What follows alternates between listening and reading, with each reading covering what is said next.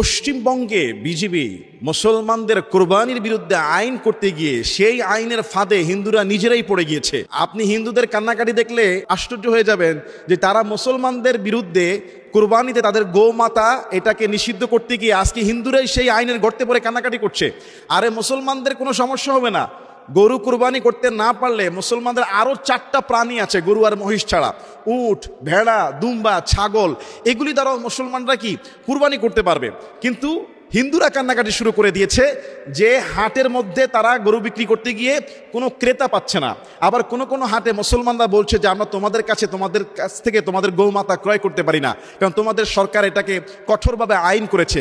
দেখেন পশ্চিমবঙ্গেও কিন্তু একটা নিম্ন মধ্যবর্তী অনেক গরিব একটা এলাকার অনেক গ্রাম প্রান্তিক লোকের হিন্দু আছে যারা 4-5টা গরু বছরে কষ্ট করে লালন পালন করে এই ঈদের সময় একটু ভালো একটু দামে মুসলমানদের কাছে বিক্রি করে যারা সারা বছর একটু চাল রুটি খেতে পারে।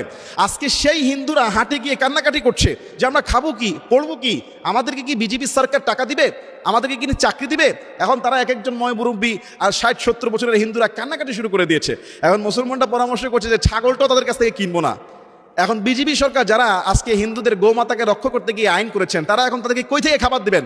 হয়তো একটা পরামর্শ ছাড়া কিছুই নাই যে তোমরা গোমাতার মুদ খাও, এছাড়া আর কি।